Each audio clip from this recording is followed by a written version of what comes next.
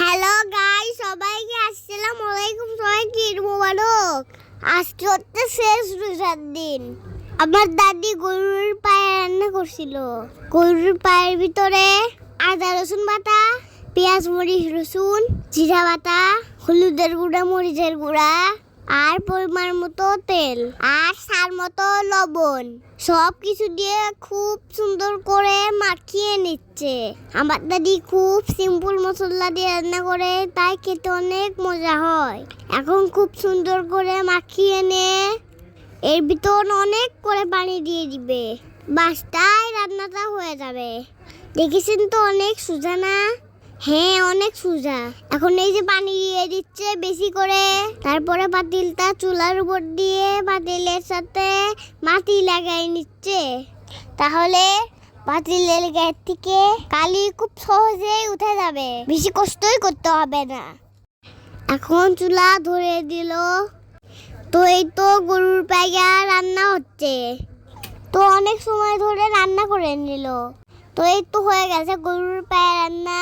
তো আজকে আমাদের এটাই রাতের খাবার। তো গরুর পায়ের সাথে ছিল রুটি। এখানে আমার দাদি রুটি বানিয়ে নিচ্ছে।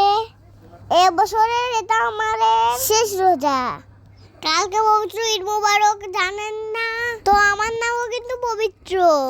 সবাইকে ঈদের শুভ কামনা জানাচ্ছি, তার সাথে সবাইকে ঈদ মোবারক।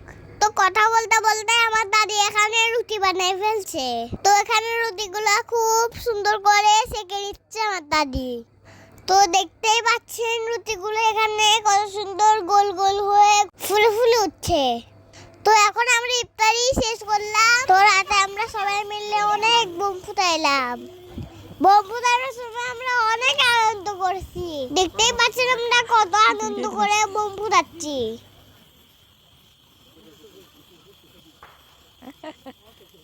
তাকাও তাকাও পবিত্র।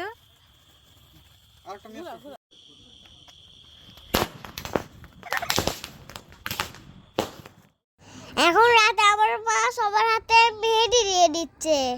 প্রথমে আমার বাবার হাতে ঈদ মোবারক রেখে দিচ্ছে। ঈদ মোবারক লেখাটা অনেক সুন্দর হয়েছে, দেখতেই পাচ্ছেন। ঈদ মোবারকের সাথে আবার স্টার দিয়ে দিছে আর একটা চাঁদও আঁকাই দিছে। চাঁদটা দেখতে অনেক সুন্দর হয়েছে, একদম মনে হচ্ছে ঈদের চাঁদ। এখন মা আমার হাতে একটা গাড়ি আঁকিয়ে দিছে। দেখেন গাড়িটা অনেক সুন্দর হয়েছে না? আমার গাড়িটা অনেক পছন্দ হয়েছে।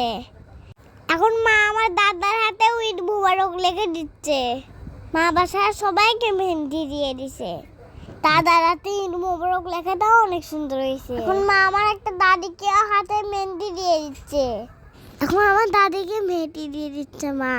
আসলে মা খুব ভালো মেহেন্দি দিতে পারে না, তাও সবাইকে মেহেন্দি দিয়ে দিয়েছে।